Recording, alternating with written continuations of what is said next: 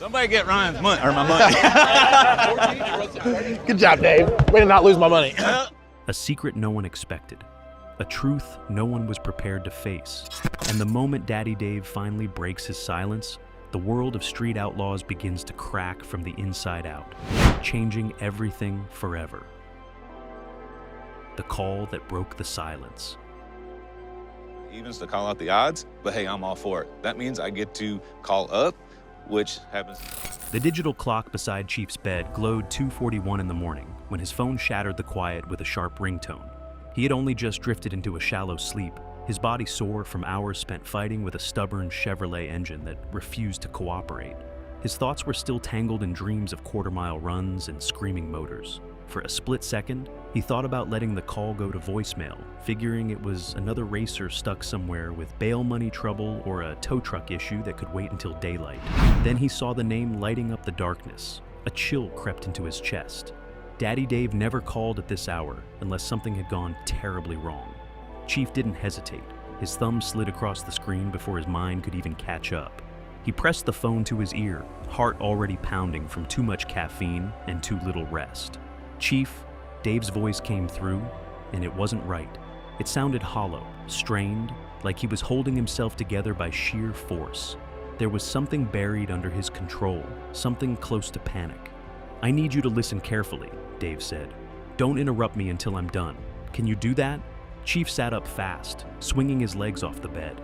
His bare feet hit the cold floor, sending a jolt through him. He had known Dave for over 20 years. He'd seen him crawl out of twisted race cars, stand tall through divorces, bankruptcies, and losses that would have crushed most men. But he had never heard this tone before, this mix of anger and resignation that hinted at something irreversible. "I've found something," Dave continued. "Something I can't unknow. Once I tell you, there's no putting it back. The crew, the show, the streets, everything we built is about to be tested. And I don't know if we survive what's coming." Chief's mouth went dry. His mind spun through worst-case scenarios.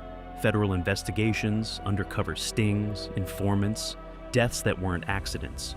He gripped the phone tighter. "Where are you?" he asked, voice rough. "The farm," Dave replied. "Be here within the hour. Bring Sean and Monza, no one else. Not until we understand how deep this goes. If the wrong person finds out I have this evidence before we decide what to do, we're all in danger." The man beneath the crown. Bridesmaid, this whole thing, never a bride. I'm gonna see if I can get past Jerry. Daddy Dave's climb through Oklahoma City's underground racing world wasn't built on luck or coincidence. It was forged through relentless effort, shaped by 10,000 hours inside dim garages where the scent of racing fuel blended with cigarette smoke and raw ambition. Nothing about his rise was accidental.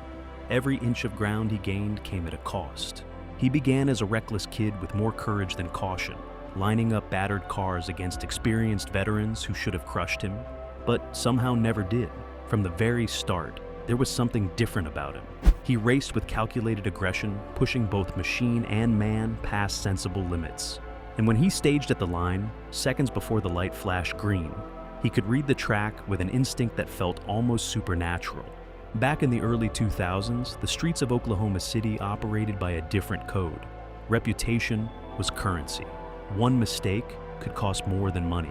Dave understood quickly that respect wasn't handed out. It had to be earned. And the only way to earn it was to show up, perform consistently, and never back down from a challenge. His first real race car came together with borrowed cash and salvage parts. Night after night, he worked until darkness turned into dawn, obsessing over details until the car responded like it was wired directly to his nervous system. When he finally unleashed it on the streets and began beating drivers who had owned those roads for years, people started paying attention. Then came his partnership with Chief, a pairing that felt almost destined. Chief brought precision, discipline, and engineering brilliance. Dave brought instinct, edge, and a fearless streak that flirted with recklessness. Together, they became the backbone of what would grow into the 405 crew, a group that ruled their territory with skill, strategy, and an unbreakable loyalty that held firm through triumphs and crushing defeats. But legend status came at a price. Dave's crash in 2015 should have cold him. It was the kind of violent, physics-defying collision that leaves cars mangled beyond recognition and drivers fighting for survival in hospital rooms, described with words like critical and uncertain. He eventually walked away, but not unchanged. The scars ran deeper than what anyone could see. Recovery meant months of physical therapy and private battles with fear, especially in the quiet moments when thoughts drifted to mortality and the razor-thin line between life and death at 200 miles per hour. Through it all, he carried the image of the unshakable warrior. The crew leaned on him for stability, for leadership that inspired confidence even when hope seemed thin. But projecting strength had its cost. Old injuries never fully healed. Doubts surfaced, though he never allowed them to escape his mouth. The pressure built slowly, like water filling a container drop by drop, until it hovered dangerously close to spilling over. Dave had always been the one others confided in, steady, silent, absorbing their fears without judgment. But when the strong man begins to crack, who does he turn to? And when the pillar weakens, who carries the weight then? When the silence began to speak. Grudge race! You won't race straight I'll up. race you straight up! You won't. I'll race you straight up! The first crack didn't come during a race.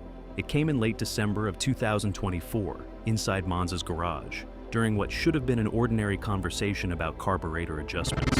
The air was thick with fuel fumes and the familiar clutter of half-built engines, the kind of setting where debates usually turned loud and laughter echoed off metal walls.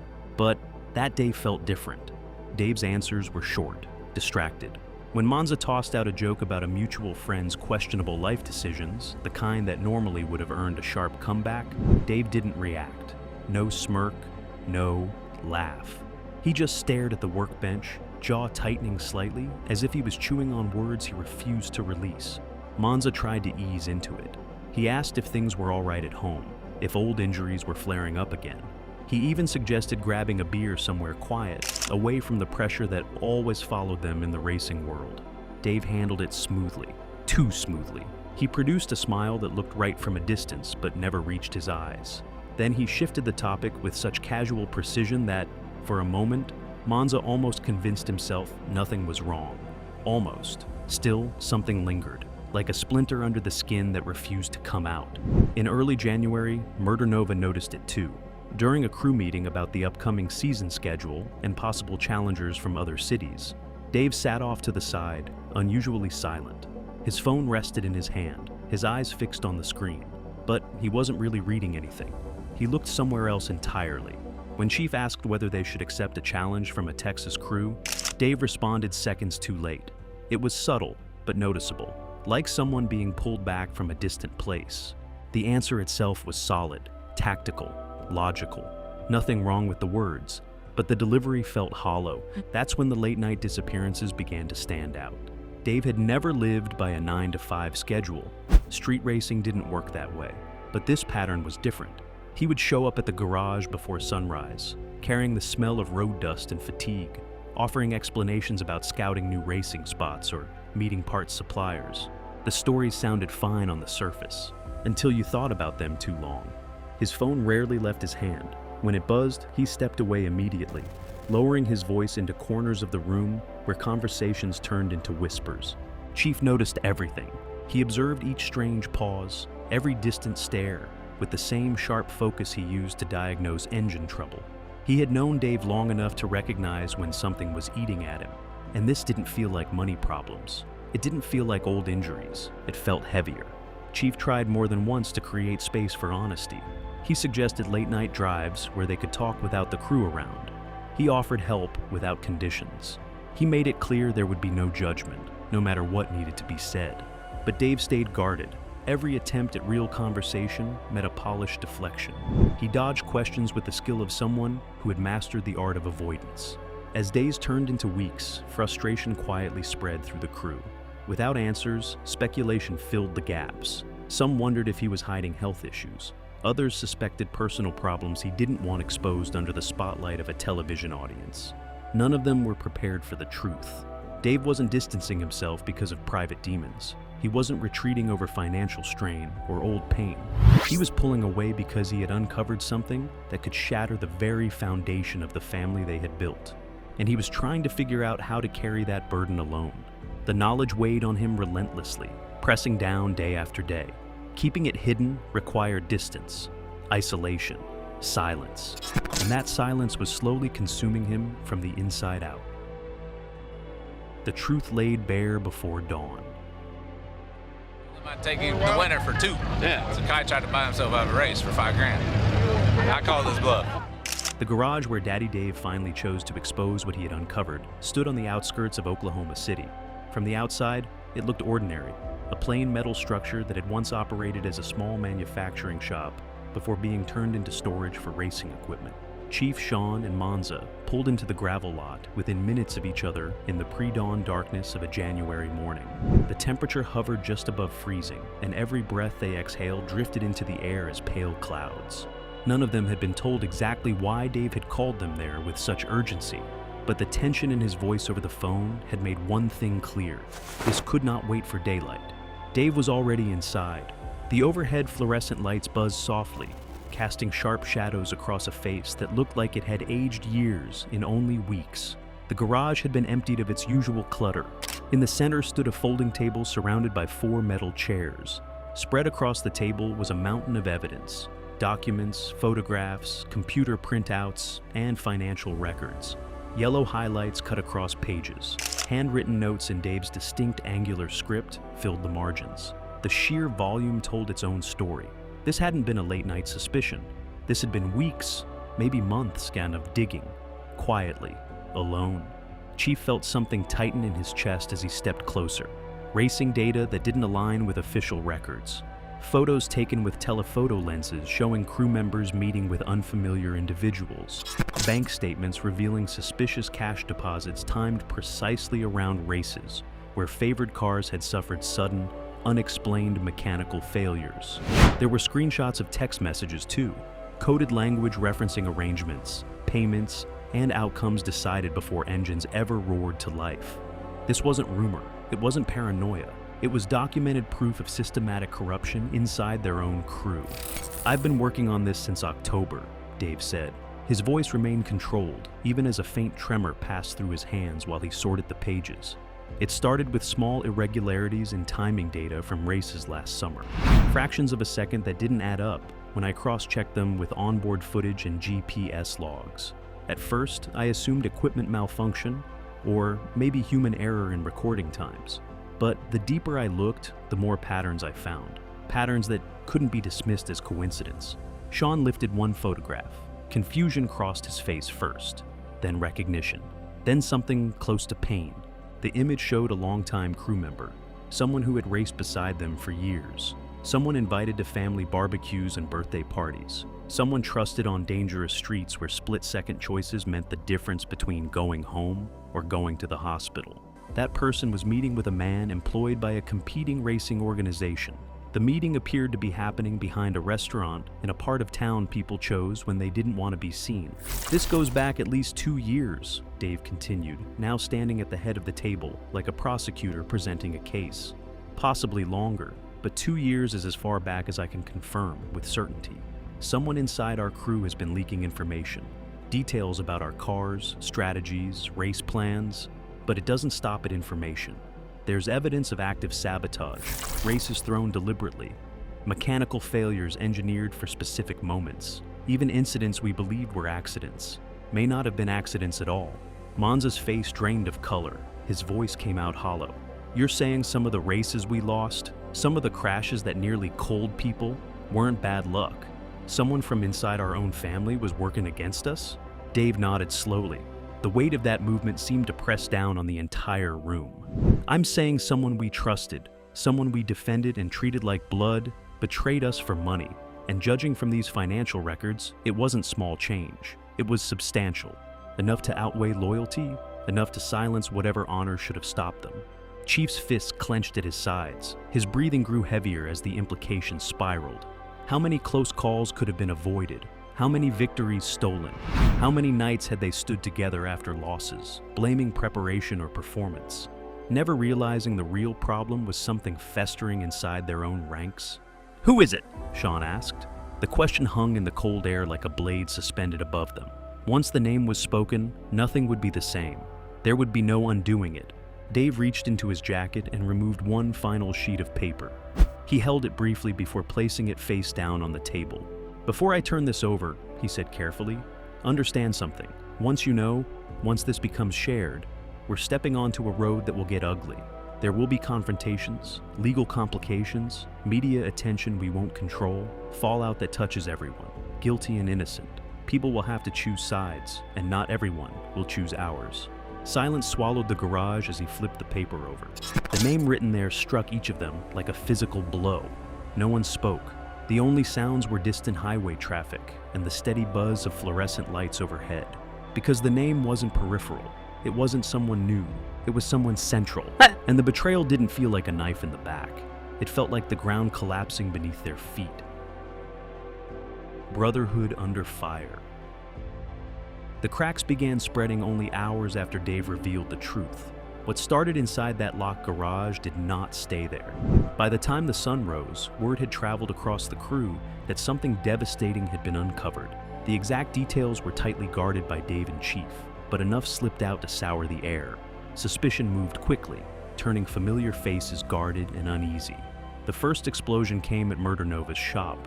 Men showed up claiming they were there to tune cars, but nobody touched a wrench. They wanted answers.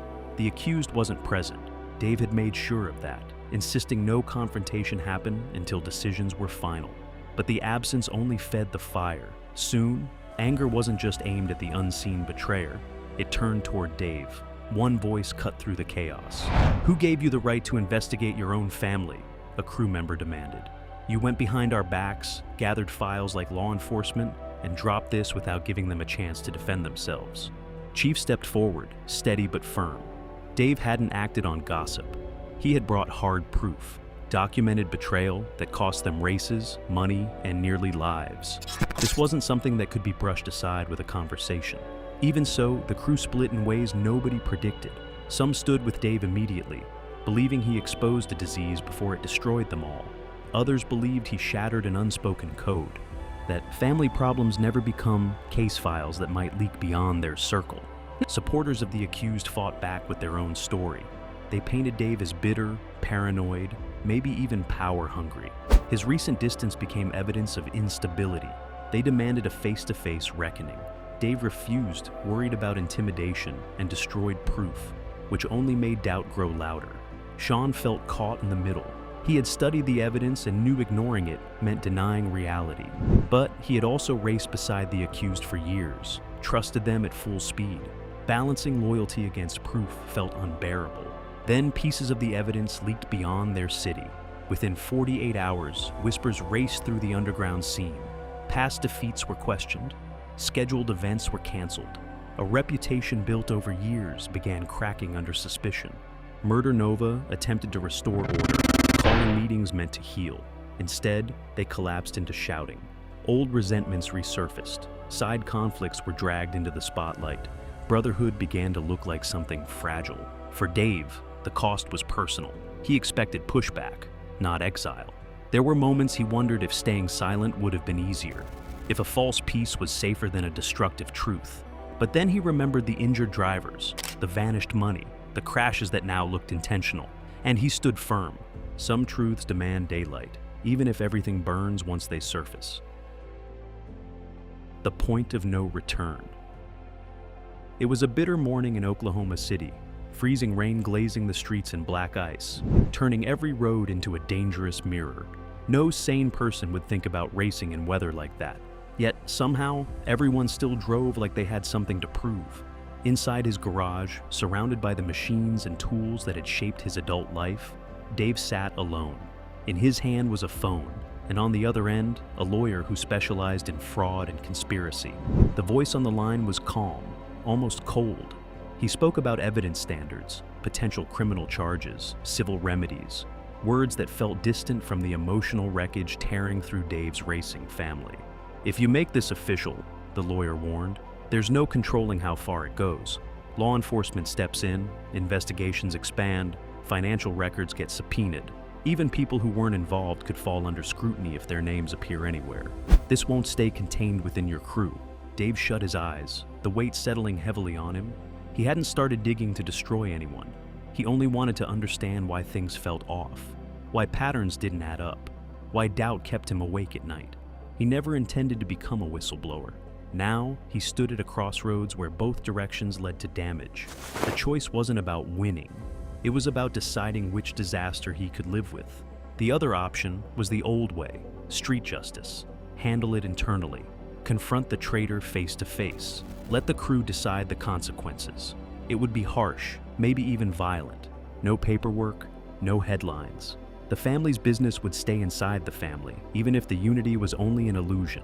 Chief walked in without knocking, a privilege earned from 2 decades of friendship. He didn't ask questions.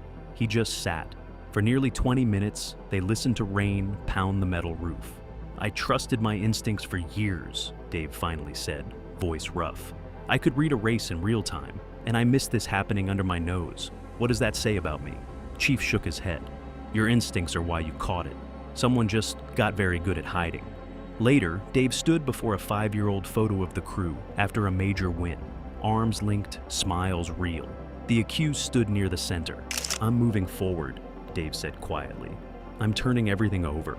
3 days later, the complaint was filed. Federal agents began interviews. Records were subpoenaed. Race footage was examined frame by frame. Media outlets picked up the story, and soon even mainstream news covered it. Cameras that once captured victories now filmed a family fracturing under accusations. The accused was arrested on charges of fraud, conspiracy, and racketeering, terms that sounded surreal in street racing, but matched the gravity of the deception. Their defense painted Dave as jealous and bitter. Some crew members backed that version publicly, but others stood firm beside him. Support rallied. As details surfaced, denial became harder.